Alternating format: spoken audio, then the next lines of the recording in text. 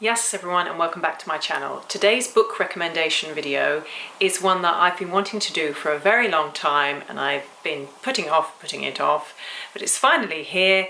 It is of course my favourite books of all time video. I've got 9 books. I should have really had 10, shouldn't I? But I've got 9 favourite books of all time to show you, so let's dive right into the first one. So this first book is one that I've shown you a few times, I think, before in my other book recommendation videos. It is probably my most favourite, actually, because it was my favourite when I was younger and it's still one of my favourite now.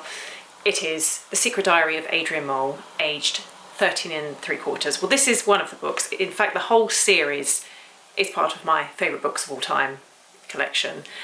This book is by Sue Townsend. It follows the diary of a 13-year-old boy called Adrian as he navigates through life, and it's just absolutely hilarious. The next book follows him as I think he's in his 20s, and then the next one's when he's in his 30s, and his failed romances and so on. Sue Townsend was an absolute genius. These books are laugh out loud. They're so funny, so witty. This will be on my bedside table for years to come. Next up, we're going back to the classics. It is of course Pride and Prejudice by Jane Austen. This is my favourite book of all of Jane Austen's books. Better than Sense and Sensibility in my humble opinion.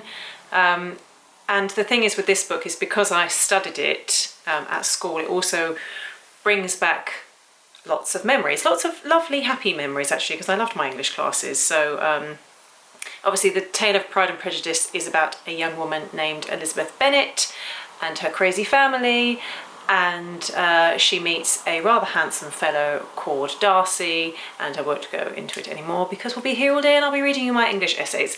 But yeah, definitely on my top list of books of all time.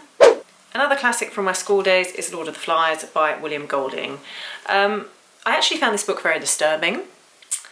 I also found many of the film adaptations that I watched very disturbing. The book itself, I should really take this off my favourites list.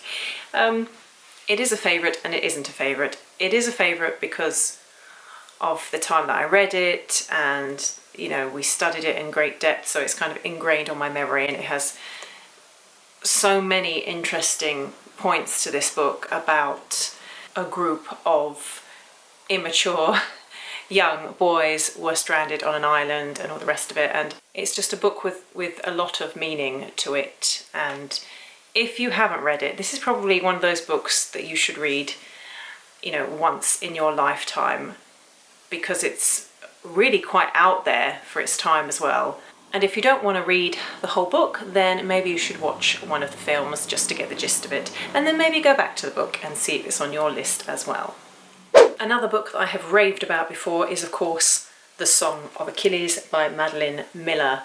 This is a sort of retelling of the Iliad, but with a far more in-depth account of the tale of Achilles and his friendship with Patroclus and so on and so on. But it's such a beautiful book. It really is one of the most captivating books that I have ever read. I read it all in one sitting. I've read it twice more, and there's always new bits to it that I kind of think, did I read that? I don't remember reading that before. A really lovely tale. You don't have to love Greek mythology to enjoy this book. Obviously it helps because, you know, that's the background story. But it is a romance, and a really deep and meaningful romance at that. So this is high up there on my favourite books of all time. Now on to a book that is advertised as a young adult book. I read it when I was a very young adult. I think I was, well, I don't know, it must have been teenage years, young teenage years. I got it as a Christmas present. This is The Raging Quiet by Cheryl Jordan. I actually had to look for this book on Amazon recently, and I couldn't find, well, I found this exact cover, but it was really expensive, so obviously there's like no copies left of this particular cover anymore.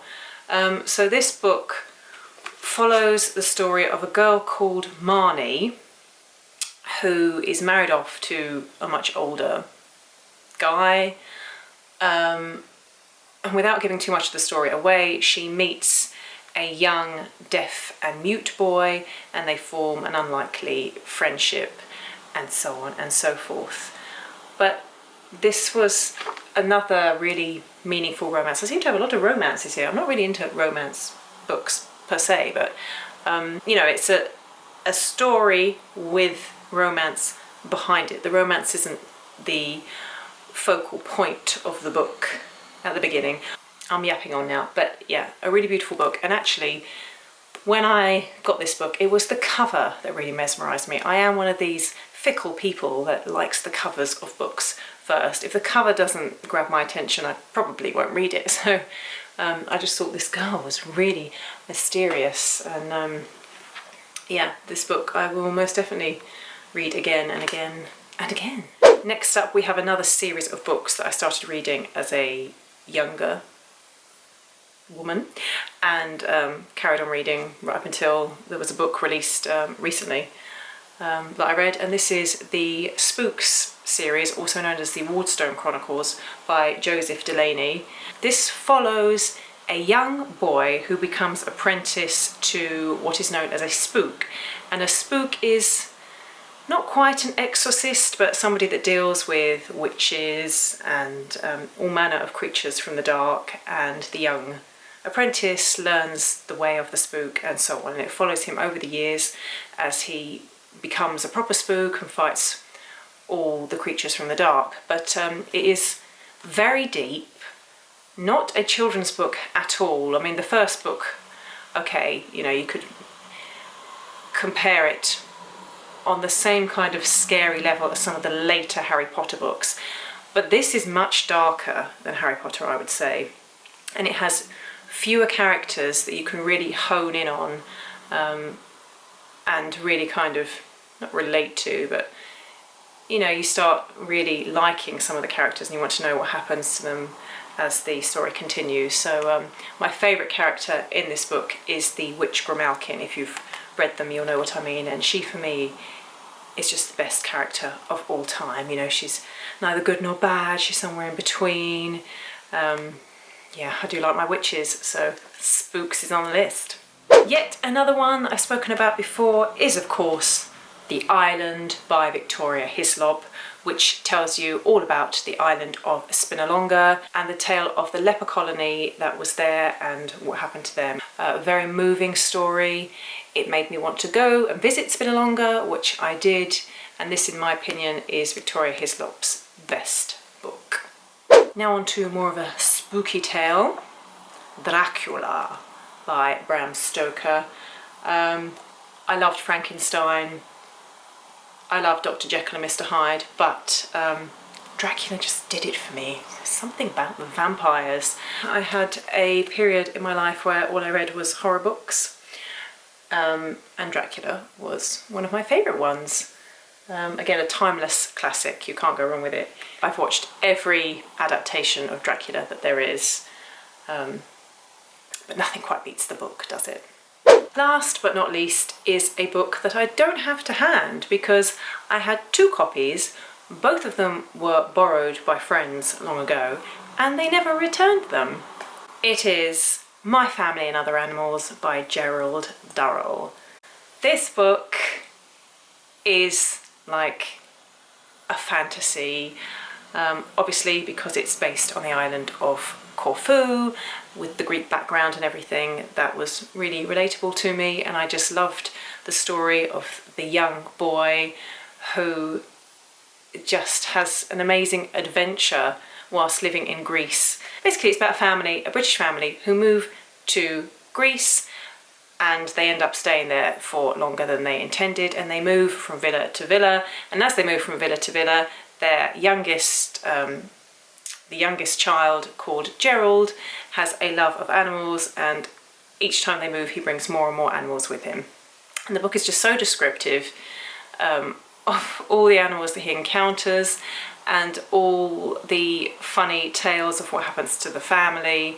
All the members of the family are really strong, hilarious characters. There's been several BBC adaptations of this, but my favourite one is the one with Imelda Staunton in it as the mother. I can't seem to find that on Amazon either. I shall have a look around. I'll leave the link below if I can find it.